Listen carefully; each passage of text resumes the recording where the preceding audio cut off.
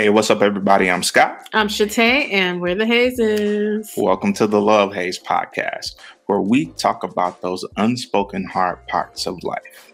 We love to process out loud what most people experience in silence. That's right. This podcast is for people like us who want to disrupt the mindsets, behaviors, and cycles that no longer serve you so that you can heal your relationship with yourself and go on to lead healthier, fuller, freer lives. Amen to that. So if y'all caught episode 70, you know we weren't sure if we'd be able to make it through the last 5 episodes of the year. And we here. So as y'all can see, we decided not to give up, but we are instead finding a way to work smarter and not harder. That's right. So we showed up, y'all. I have no makeup on or anything, but we out here. And what we have done this year is we've just been blessed to be guests on a number of other podcasts, and we've had some really rich conversations, and we'd like to share a few of those with you. So up first, we have our conversation with Natasha and Damian Carrillo of Black and Brown Make Green podcast. Yeah. We had a really honest conversation about money and relationships, what comes up, how you make decisions, all those good things. And we know you'll enjoy it. So welcome back to our Black Love journey. Let's get right into this thing. Let's go. Let's go. So here we are, y'all, about to share with you our conversation with Natasha and Damian Carrillo. And we talk about money, and we've only had one other fully money conversation on the podcast. And I think that was like episode 49-ish, 45-ish, somewhere in there with our friends, the Wrights. And that was really great about healing your relationship with money. It's still a thing. I would love for us to talk more about it. And the Black and Brown Make Green podcast, that happens to be their entire sort of platform. Everything they talk about is money and your relationship with money, especially for communities of color. So anything like in particular, like what's maybe your favorite thing before we share the episode?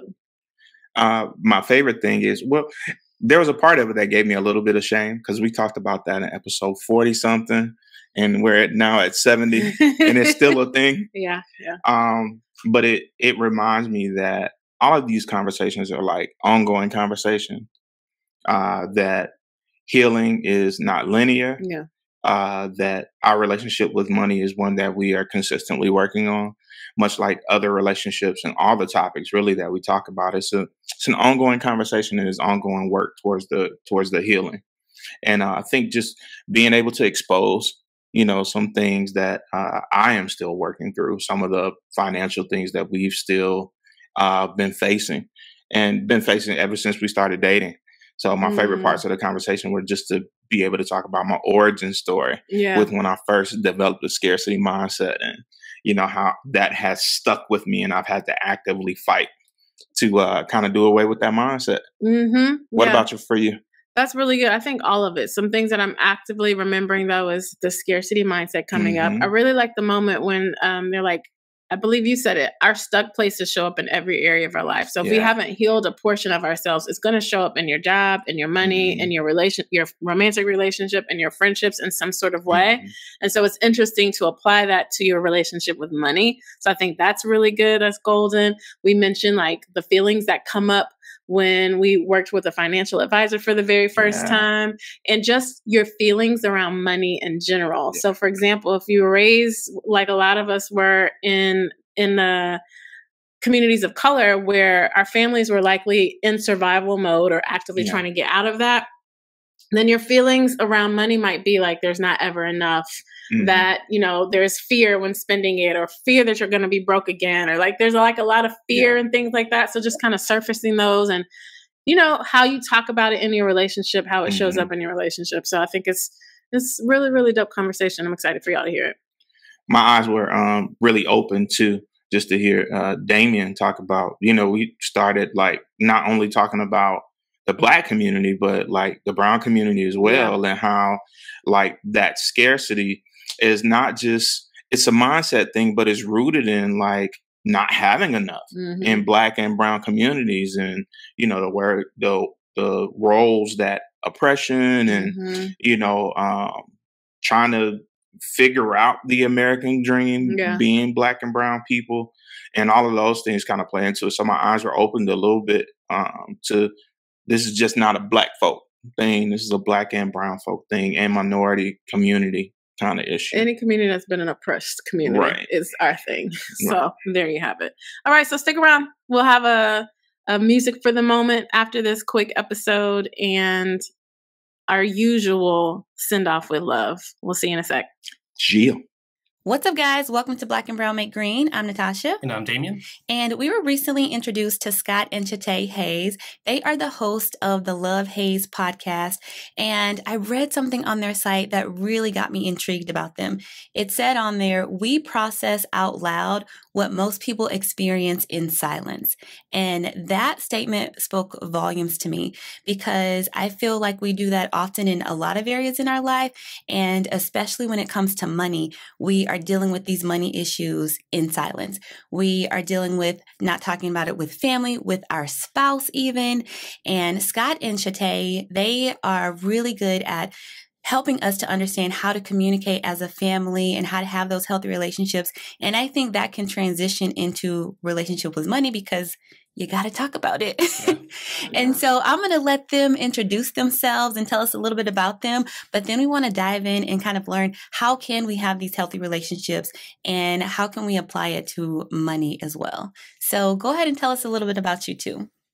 Want to start? Sure. So my name is Scott Hayes. I'm a licensed clinical social worker by trade. I work with homeless veterans, kind of helping them process through getting stable on mental health medications, off of substances, and being able to live independently in their community. My passion is for the healing and wholeness of our communities, and making sure that we have what we need in order to be the best that we can be and to get into thrivership rather than just survivorship. And so that is kind of where we joined together and started making the podcast, just partnering over the healing and wholeness of the Black community. Absolutely. Absolutely. And I am Chate Hayes. And how do I even describe what I do for a living? It's content production, I guess programming for like educational content and production is probably an easy way to sort of describe that. And like Scott said, I mean, I think we just have a heart for the community. And so that looks like having conversations, really sort of trying to be what we wish we had when we were going through certain things. And I think that's what I'll say. Thank you, Damian and Natasha, for having us. We're excited to be here. Awesome. I really love that, what you said about thriving versus surviving. A lot of times you go around your family and they'll ask you, how you doing? And the response will be, oh, I'm making it. And the last time I saw one of my cousins, I said, stop saying you're making it. I'm thriving over here. So I love that you're trying to get us out of that mentality of surviving to thriving, because there's no reason for us to stay there. And then I like what you said, Chate, about how you have this heart for the community and you're really trying to be what didn't exist for you. And I feel like that's very similar to why we created this podcast and why we have these conversations about money, because people aren't having them and they need access to it. And so I really love what you guys are doing. So let's start with your relationship, because we're going to get into relationships. So let's talk about your relationship, how it came to be, and just a little bit about that. Oh, well, I want to go first because my story is more accurate. We're about to dig into something now. So we did meet online on an app called Bumble. I never thought I was going to meet anyone or my person specifically on an app, but I had just moved back to Atlanta and my friends were like, dating here is different. You're going to have to do something different to meet someone. And I had gotten on this app the first time, I think towards the end of 2017. And I was like, I hate it. This is not how I want to meet someone. So I was on it for like a couple weeks. And then just out of sheer boredom, top of the next year, I got back on it and we happened to match. And what I actually liked about that app is that the woman has to initiate the conversation. So in previous, I guess, experiences that I had, with online dating or trying those apps, you're like overwhelmed and bombarded with these messages. And even with all those messages, they're not really saying anything. You know what I mean? There was no substance to them. Mm-hmm. So when I initiate the conversations, if the folks match, I was really looking for someone to at least be able to meet me halfway with the dialogue. Even with women initiating the conversation, my experience in the app was the men expected you to carry the conversation from that point. And that just, like, for what though, you know? And so with Scott though, he was equally engaged, and a really petty thing, a small thing, but it was so important to me. He knew where to put like a period on the end of his sentence. It wasn't like one long run-on sentence. Like, I hate that so much. Just like, all you have to do is double space. Like, that's all you have to do. So if you can't take the time to double space between these thoughts, that's problematic for me. It's the little things, right? Very much so. It really is. But even then, I was on the app long enough to IG stalk him and see that we actually had people in common. And so I was like, okay, this feels like a safe bet. And then I was like, I'm getting off the app, and if you want to connect, here's my information. We ended up hitting it off. But what's interesting about our story is that we proceeded to ghost each other for like the next couple of months. And then I want to say maybe about, we were dating and ghosting and dating and ghosting. I want to say maybe about 5 months in, we got actually out of our own way. And then at that point, it just kind of felt like he had been there the whole time. Like, what was I doing before him is kind of what it felt like to me. Yeah, very cool. Scott, you want to clear anything up? I know you said. Shatay gave me some information about, I will say, first of all, like, I used to feel good about the story about, my grammar and that kind of thing, but being able to put a period in the right place is almost a very low standard. So I'm feeling some kind of way about that right now. It's not it.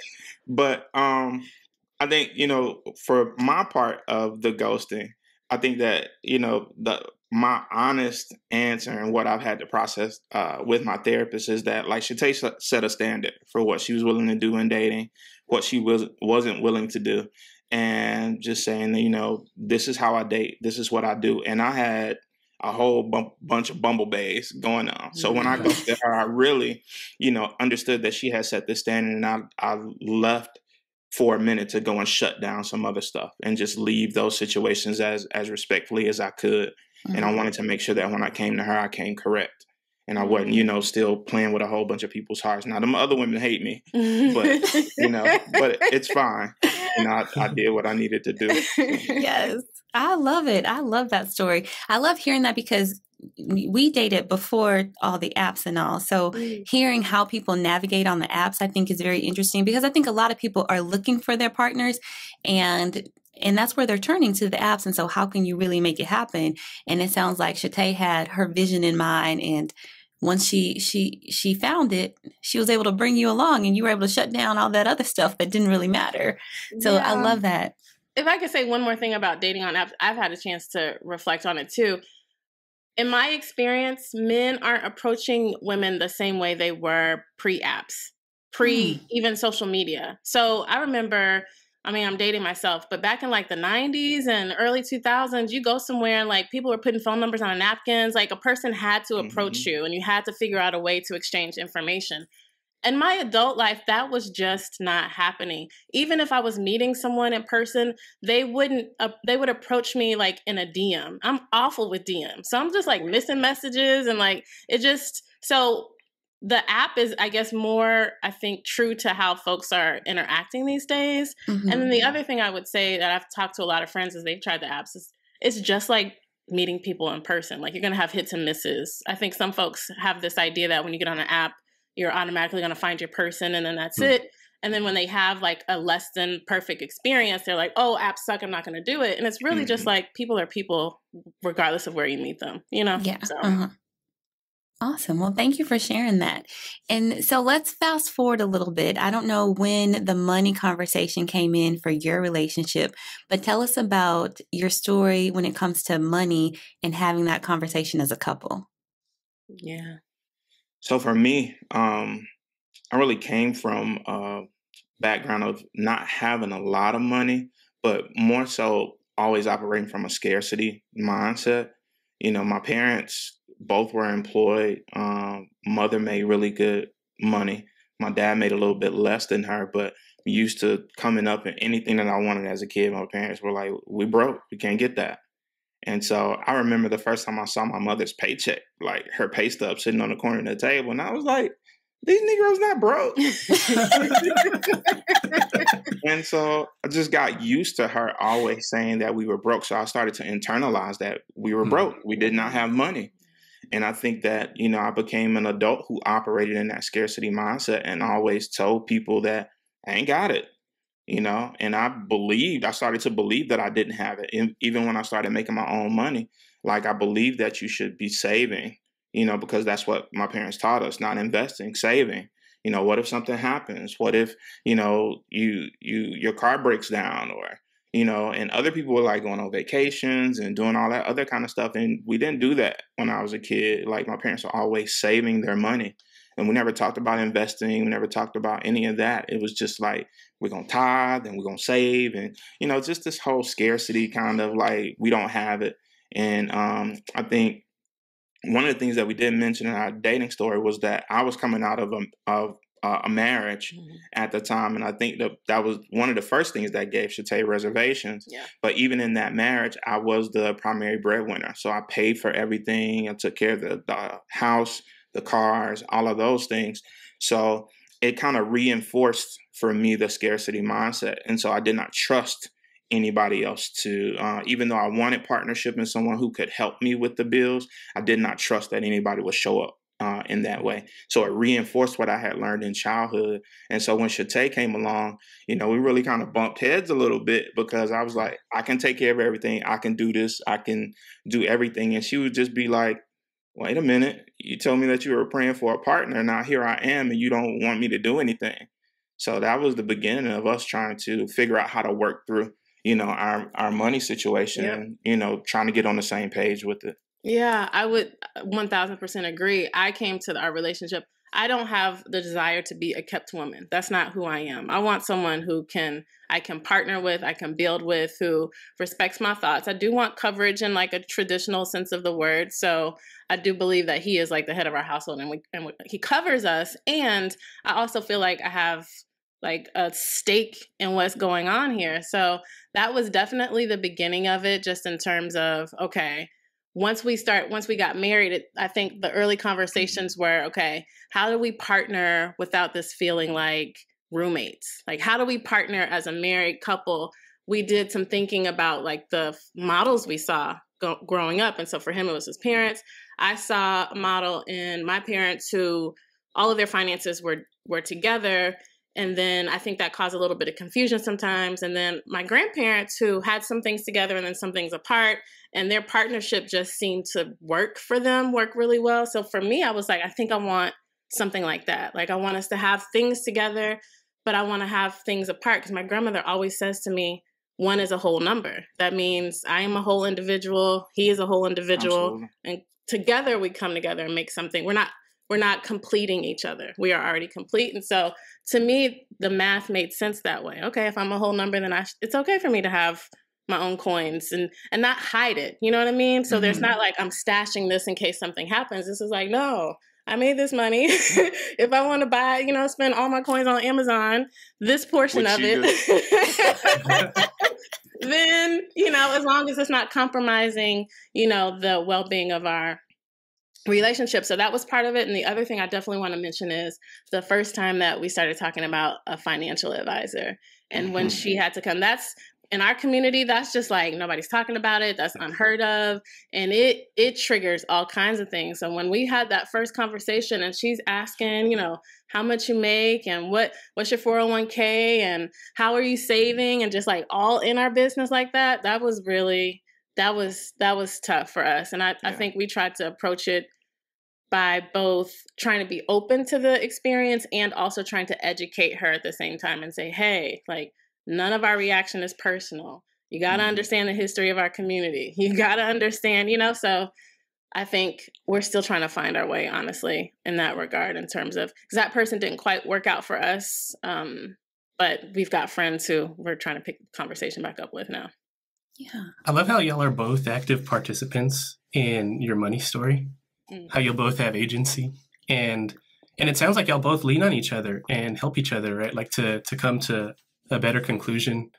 When you're talking about the fear and like the triggering, that's something that was one of the things that we wanted to eliminate when we started our podcast, because it's true. You know, you mentioned the Black community, but it's also there in the Hispanic community. You know, these conversations are not had.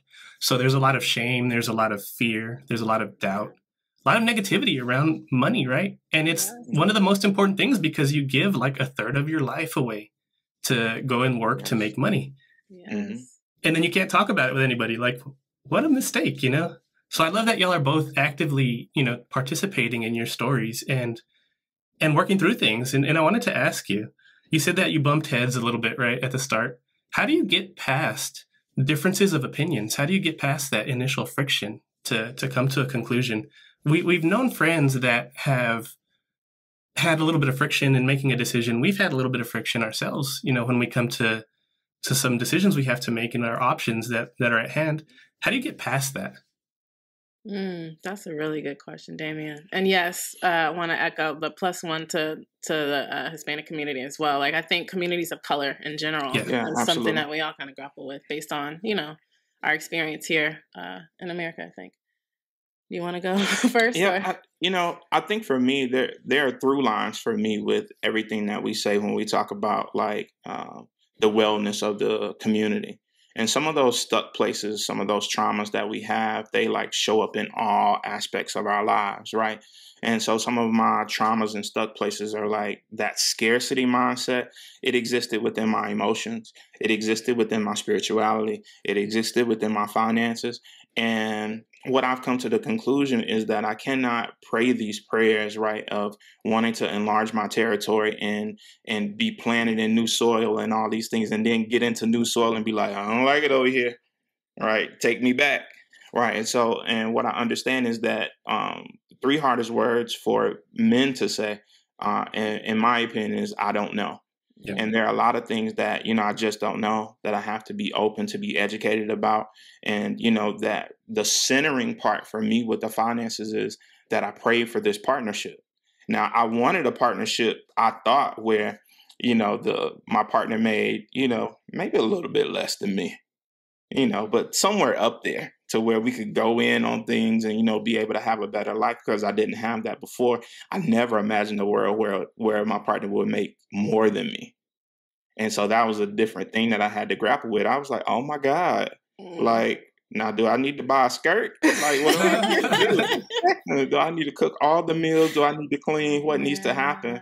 But partnership shows up in different ways. And you know, it really challenged some of the ideals that I had around manhood, what I thought I was supposed to be doing in the household, being open to like true partnership, having conversations about what we can do with the extra income that is coming into the household, and her asserting me in a way that says, hey, you are still the head of this household.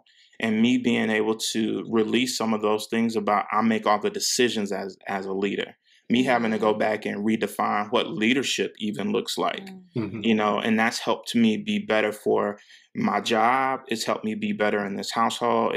It's helped me be better with like my relationship with religion, you know, just understanding that real leadership looks like partnership. And maybe if I'm in front, you can be right beside me, or you can be nudging me towards my greatness. And it doesn't lessen either person. Yeah. Like, this is true partnership. This is not me telling you, hey, we going this way without any input from you.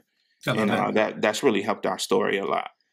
I would add to that, and I also want to correct myself. I think I said Hispanic community before, and I'm learning, I think it's Latin community instead, so I didn't want to offend anyone as they were listening. So some people say Hispanic, you know. I said Hispanic. It's tricky because it's, you know, like how overreaching do you want to, you know, how inclusive do you want to be? I call myself Hispanic, so that's my lens. I didn't want to offend if that was the case, but thank you for the clarity. Sure. I would say in terms of how do you get past it, it does require some level of awareness to understand, or to even be able to pause long enough to step back and say, why am I having the reaction that I'm having? I would credit that to the fact that as soon as we got married, we found a therapist. Like, we wanted to have someone that we were meeting with regularly, so we weren't only going to them when we were in crises. So we wanted to be able to unpack, things just for maintenance. And it's helped so much for us to just talk through, well, this is how I grew up, and this is how he grew up, and this is how, we're triggering each other. And so I think that was part of it, to be like, okay, we're trying to come to the table and make this decision about money and how it goes in our household and how to make it work. And he's feeling away based on how he grew up and his triggers, and I'm feeling away based on like this world I'm trying to create. And so to be able to step back and be like, whoa, okay, we feel away because why? And then actually, what do we want to build? And like, can we make a decision towards that? I think with Scott's story about, the earning in our household is interesting, because that was a model we both had growing up. Both of our mothers were probably the primary earners in our households. But then you never really think that it's going to happen that way for you. Do you know what I mean? And so just kind of working through all of those. So to answer your question, Damian, I think the number one thing about like getting past it is just to recognize why you're feeling the way you're feeling. And like, can you really tackle that as the issue and not each other some type of way? It sounds easier than it actually really is, though.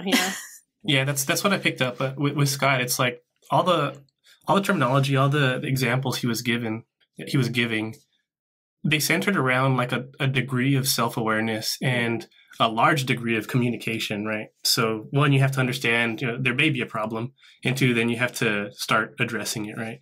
You have to use your words. Yes. Yeah, you have to use your words. I feel like that's a good transition into how do you have a relationship to where you can even have those conversations? Because, I mean, you guys had the wherewithal to get the therapist before you had the issues. So let's talk a little bit about how can people develop healthy relationships with their partners or with their family members so that this can even be a conversation they can get to.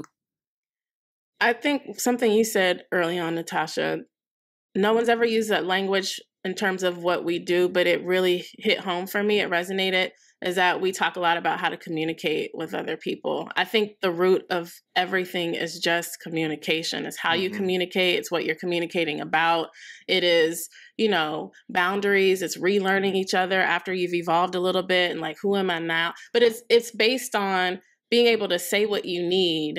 You're right. Set a boundary, communicate how you're feeling, and then the other person meeting you halfway to either, understand that, affirm that, adjust, right? So it's like constant negotiation. And I think so many relationships fall apart, and I've seen it happen in my own life several times over. It's like, you're brushing things under a rug for so long, then resentment builds up, and then all of a sudden, it's like, we're not talking anymore, and we never even had a conversation about why, like what happened. And so I've just learned in my adult years, especially, how important it really is to just say what's on your mind, even if it's uncomfortable, just like figure out how to communicate that. And at least if I've had experiences where I've said the thing and then the relationship ended anyways, and that, that's even hard to deal with, but at least I said the thing and the person knows exactly how I was feeling. So I think it's so much of it is just communication. I think the same is true for me. And I think mine is more like trial by fire. Like, I look back at my first marriage and the relationships that I had even growing up. So much of those things were about like not saying what I needed in relationship. And at some point, like, I developed like the Superman syndrome, where I believed that the best way to show up as a man for my family in my marriage was to like not need anything, to be the one that everybody could call on, right? And it was to my own detriment. I just learned how to people please really, really well. And I thought that was who I was supposed to be. Listen to folks like Steve Harvey, like, you're supposed to provide, protect, pronounce, all that crap that is not really good. And I really should have known that with him being on his third or fourth marriage. But,